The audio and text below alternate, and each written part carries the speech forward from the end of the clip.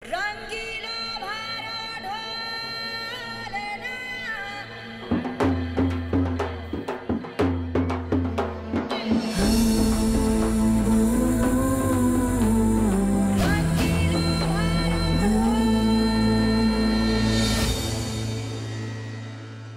most induló 12 részes sorozat ötlete úgy született, hogy rám szakadt a kétség, vajon elég okosan élek-e. Milyen a kapcsolatom a családommal? Jó apa vagyok? Jó férj? Észszerűen lakom, eszem, iszom? Mit kezdjek a testemmel, a lelkemmel? Aztán fölmerült bennem, nézzük meg, hát ha más kultúrákban mindezt jobban csinálják, mint mi. Kíváncsi voltam, boldogabbak-e Indiában azok, akiket már gyerekkorukban összeadnak, és nem kell a kamaszkori szerelmi csalódásokkal bíbelődniük. Vagy mondjuk Marokkóban, akiknek egyszerre van 3 feleségük, nem egymás után, mint nekem. Milyen lehet nem a lakásért, házért küzdeni egy életen át? Nem lenne jobb 4000 méter magasságban a Titicaca-tó közepén egy úszó Nád-szigeten élni? Vagy egy jurtában a mongol sztyeppén úgy, ahogy őseink éltek 1500 évvel ezelőtt? Kíváncsi voltam, képes lennék-e stressz nélkül élni. Mondjuk az Andok hegyei között elengedni magam egy transzertartáson, és a sámán tanácsára a révületben egyé olvadni a természettel. Vagy Japánban egy több órás teaszertartáson elmélyülten gyönyörködni a teáskannában és egy 250 éves teás csészében. A Ganges partján a lélekvándorlással barátkoztam, miközben a mágián elégettek egy halott asszonyt. Észak-Afrikában pedig egy véres dzsínszertartáson igyekeztem meglesni a szellemeket. A világ nagy részén az emberek másként születnek, másként élnek, másként halnak, másként szeretnek, másként gondolkodnak, mint mi.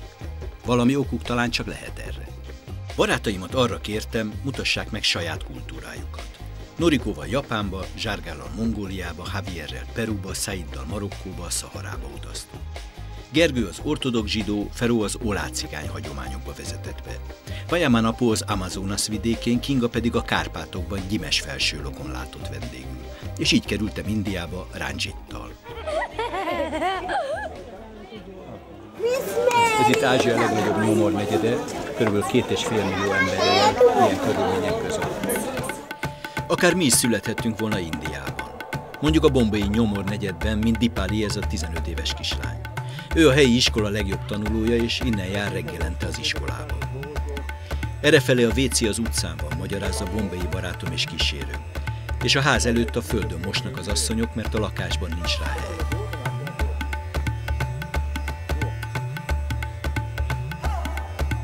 Azt mondják, hogy itt nagyobb a közbiztonság, mint a városban, mert vigyáznak egymásra az emberek.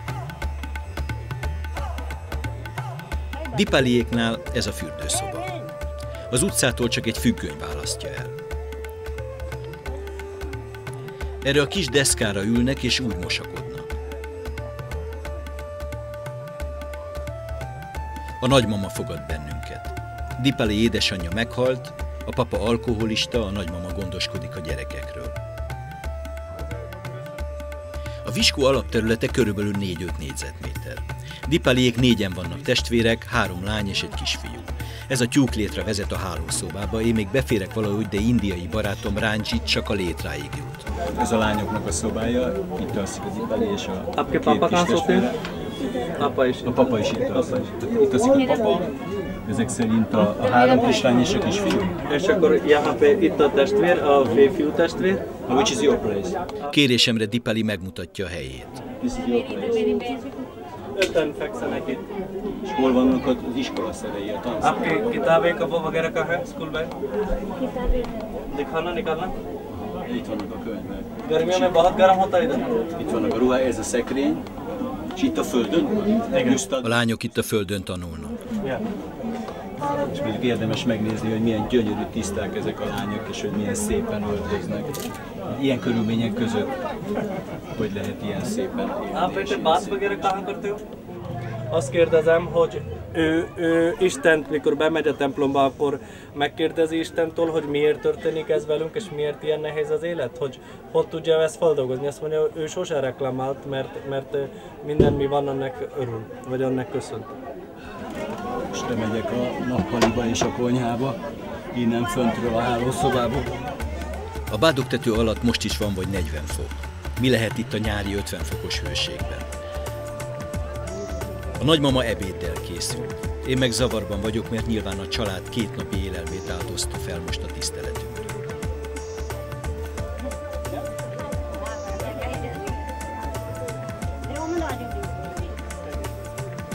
nagymama 5 féle étellel készült nekünk. Már akkor jobban tudod. Nem édes. Ez mindig így szokott lenni, hogy a szegénységet könnyebben megosztják az emberek. A szegény ember az jobban szereti a vendégeket.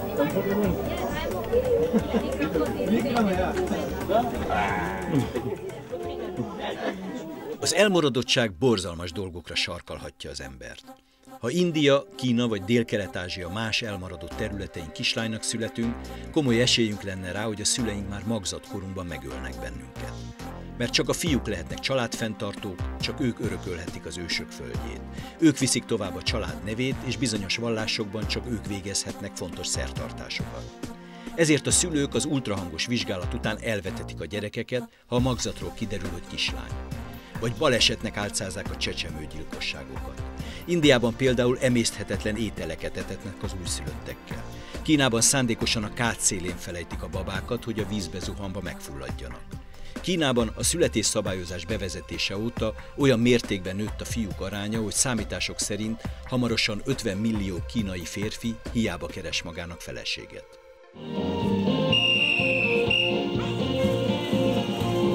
Ha Japánnak születünk, így óvodás korunkban van még egy-két jó évünk, amikor szelíd útmutatással szoktatnak a fegyelemre, de aztán jön az iskola, ahol keményen a teljesítményre nevelnének bennünket.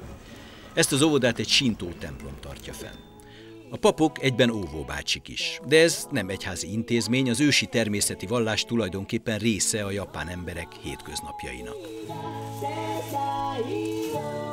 Ünnepségre készülnek az óvisok, amíg a gyerekek gyakorolnak, mi japán kísérőmmel, Norikóval tiszteletünket tesszük a szentélynél. Itt laknak a kamik, a magasabb rendű szellemek, amikor nem állandó lakhelyükön az égben, a föld alatt, a vizekben vagy a sziklákban élnek. A sintó istenek láthatólag kitűnően megférnek az óvodásokkal, sőt valószínűleg segítenek is a gyerekeknek fölkészülni a sportünnepére.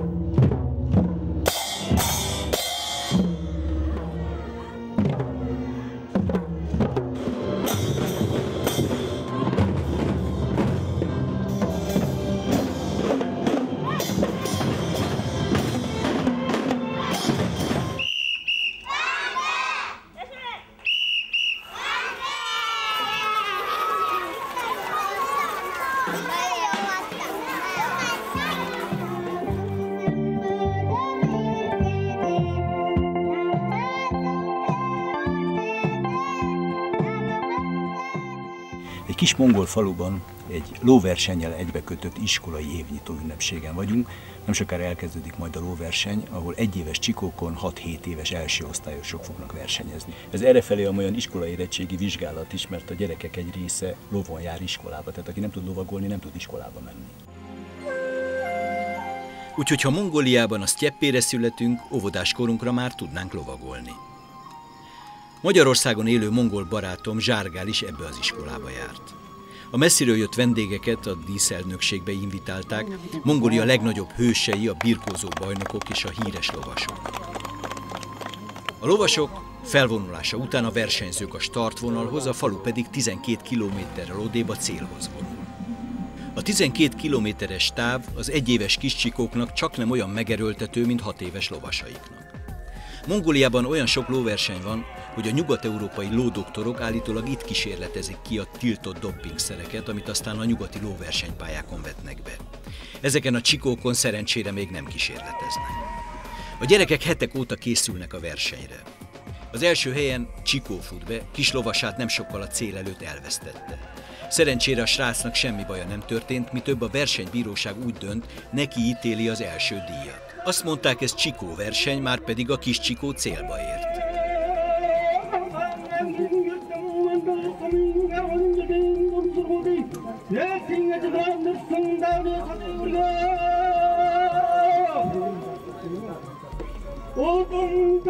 Mongóliában a Csikó versenyen az a szokás, hogy az első 5 helyezett díjat és ajándékot kap. És az utolsó versenyző is ugyanazt az elismerést kapja, mint az 5. Ne legyen annak a kisgyereknek se megalázó a verseny, aki az utolsó helyen fut be. Ha Peruban, egy indián faluban, mondjuk a Maruban születtünk volna, 3 éves korunkig a papánk és a mamánk a hátán cipelne. Részt vennénk a munkában is. Így ismernénk meg a világot. Születésünkkor katolikus módra megkeresztelnének bennünket, aztán 3 éves korunkban indián keresztelőnk lenne. Újdonsült barátaim felkértek, legyek kislányuk Eliana keresztapja, mert szerintük a kislány az első találkozásunk óta olyan kedves hozzá, mintha kiválasztott volna erre a szerepre. Az indián keresztapaság nagy megtiszteltetés és nagy felelősség. Részt kell vállalni a gyermek felnevelésében. Így 2 napi gondolkodási időt kértem, de aztán vállaltam. A keresztelőre összegyűlik a falu. Eliana nyilván nem érti pontosan, mi történik, én is most tanulom. A keresztelő úgy kezdődik, hogy a szülők ünnepélyesen átnyújtják a gyereket a keresztpapának, hiszen mostantól a kislány kicsit már az én gyerekem is lesz. Accepto el compromiso de ser el padrino de ella. Nekem pedig a falu előtt el kell fogadnom a keresztapasságot. Komám uram és komám asszony megköszönik a keresztapasságot, én meg töprenghetek, hogy 10 000 kilométer távolságból hogy fogom tartani a kapcsolatot a kislánnyal. Amikor még a posta is csak 2 hónap alatt ér oda. Eliana a maga módján mutatja ki, hogy teljes a bizalom a keresztpapiban. Felköszönt minket a kislány nagypapája is. Ezután következik a rituális hajvágás. Eliana haját még soha életében nem vágták le. Én vághatom le az első tincset. A hajtincsért adomány jár. Ezt komám uramék szépen összegyűjtik, és a kislány iskoláztatására fordítják majd. Perui barátom Javier is levág egy tincset. És sorra jön a család, a barátok, a falu, mindenki levág egy-egy tincset, és pénzt, állatot vagy terményt ajánl fel. Ezzel segítik a kislány jövőjét. Nagy ünnep, hogy Eliana 3 éves. Itt az Andokban 4000 méter felett olyan nehéz az élet, hogy sok kisgyerek meg sem éri ezt a kort. Különösen a fiúk, akik kevésbé szívósak. Fullasztóan ritka a levegő, alig terem meg valami, nehéz egészségesen táplálkozni. Ezért aztán a 3 éves kor nagy ünnep. Most már lehet reménykedni abban, hogy ez a kislány felnő. Eliana egész jól tűri, hogy húzzák a haját, csak egyszer jegyzi meg, hogy jó lenne, ha valaki végre már nem pénzt adna, hanem inkább neki egy szelet kenyeret vagy csokit. A keresztelőt mulatság követi, engem is beöltöztetnek, de alig találnak olyan méretű poncsót, ami rám menne. Ekkora fejű ember pedig végképp nincs a faluban. A hagyományoknak megfelelően először a keresztlányom és a nővére Rebeka táncoltat meg. A helyi táncban, ha a lány nem találja elég fürgének a legényt, fonott kötéllel megkorbácsolhatja. Úgy tűnik Eliánának az egész táncban ezt tetszik a legjobban. Üt, ver, nem kímél. Hiába mondom neki, hogy az indián keresztpapának életre szóló kötelességei vannak, illik ott lennie a keresztgyerek életének minden fontos eseményénél, és ha veri a keresztpapát, nem jövök el a ballagására és az esküvőjére. Azt nem akartam mondani, hogy a táncos lábaimmal én ezt az iramot már nehezen bírom. 4200 méter magasan még táncolni. A poncsó nem csak felmenni, lejönni se akar. Életemben először érezhettem magam óriásnak. És tartott a fiesta, ha nem is hajnalig, de egészen addig, amíg a 3 éves ünnepelt el nem aludt.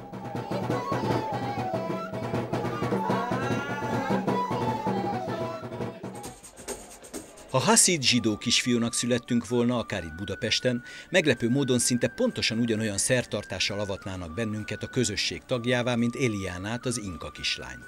Noha a 2 vallásnak semmi köze egymáshoz, és olyan távoli a 2 kultúra, hogy hatással se lehettek egymásra. Eli édesapja meséli el a rokonoknak, barátoknak, hogy ebben a vallásban hogyan zajlik a hajvágási ceremónia. Meg kell hagyni a pajeszt.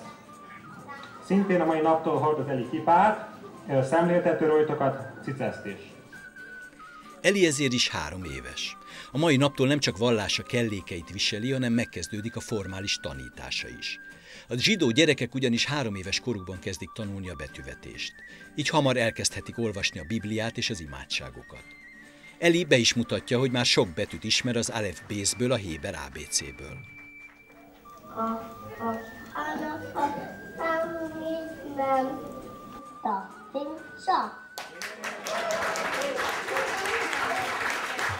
Bölcseneim szerint az oktatást a Tóra Civa verssel kell elkezdeni.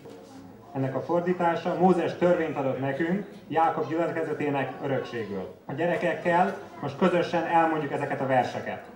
Az Eli mondja az első verset szavanként, és mi együtt mondjuk utána. Shema! Shema! Yisrael! Yisrael! Adonai! Adonai! Heinu!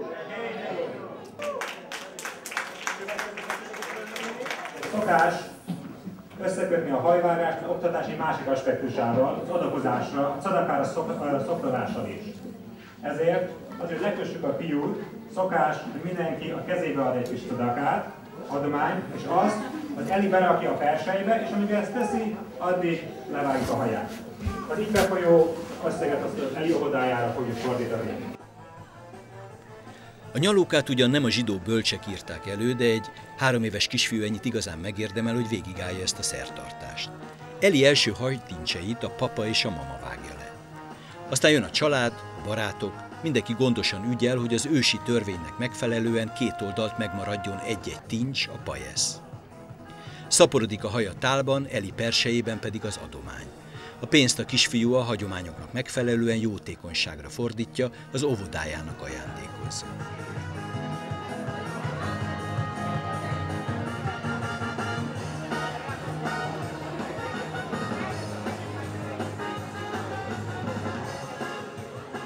És Eli természetesen tortát is kap, hiszen 3 éves.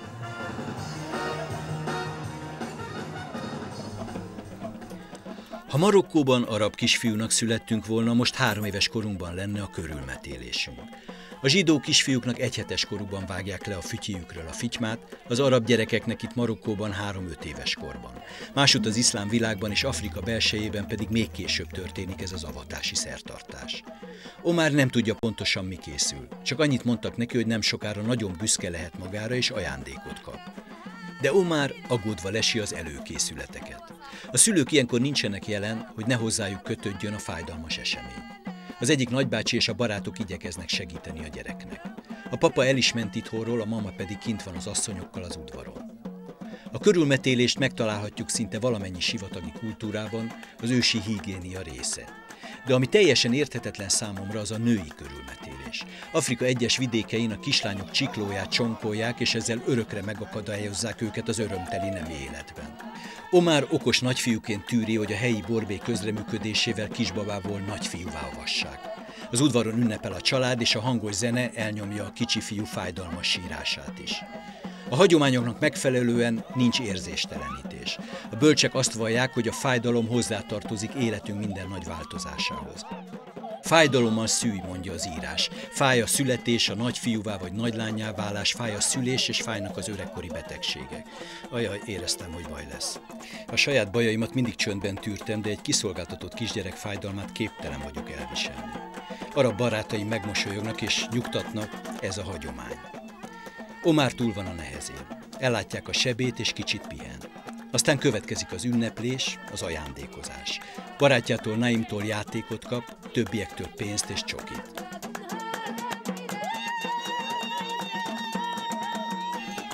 Lassan bejön a család, a nagymama, a nagynénik, a testvérek. Valamennyien színnelt csodálkozással kérdezik, hogy mi történt, amikor kimentek a házból, itt egy kisbaba volt. Aztán nem hallottak semmit, csak zenéltek, és mire visszajöttek, egy igazi nagyfiú fogadta őket.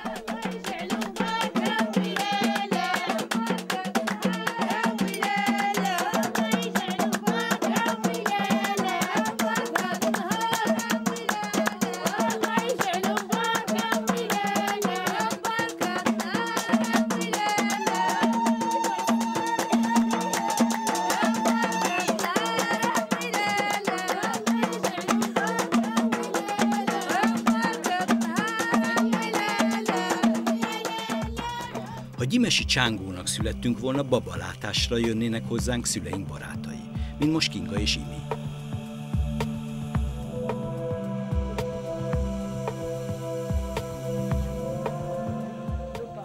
Köszönöm szépen. Na. Tehát hoztunk virágot az anyámnak. Köszönjük szépen. Akkor Itókát az apjának.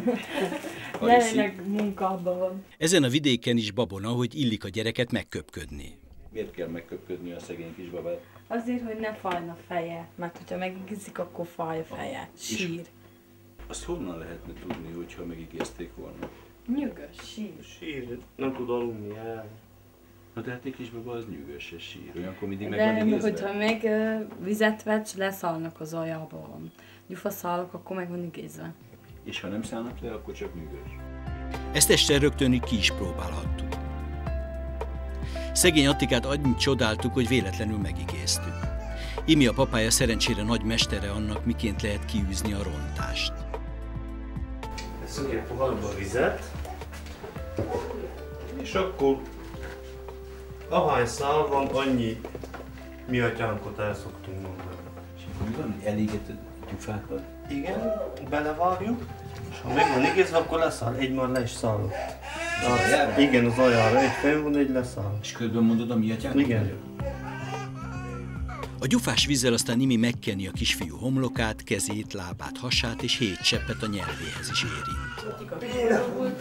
És jöttek látni, akkor este ezt a vizetést el kellett végezzük, azért már nem tudtuk egyszerűen eloltatni. Úgy sirukált.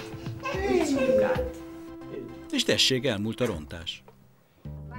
Ha Csángóföldön születtünk volna, 10 évesen Kingúcival első áldozásra készülnénk. Ez a csángóknál a ritka alkalmak egyike, amikor a család viseletbe öltözik.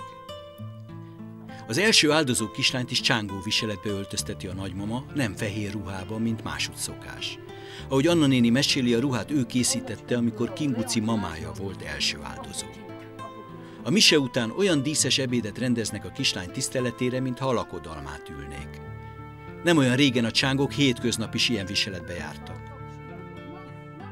Ebben a népviseletben nehéz a munka, nehéz munka. Apósomékes ilyenben dolgoztak, ők így holtak még, ezelőtt 5 évvel.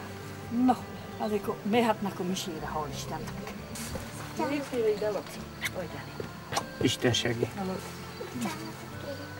Kingúcinak a hagyományoknak megfelelően a család összes tagjától bocsánatot kell kérnie elkövetett bűneiért, hogy tisztán járulhasson Krisztus elé. Anna néni pedig búcsúzóul felajánlja, vigyünk egy emléket tőle is, egy szép régi dalt, amit még édesapjától tanult.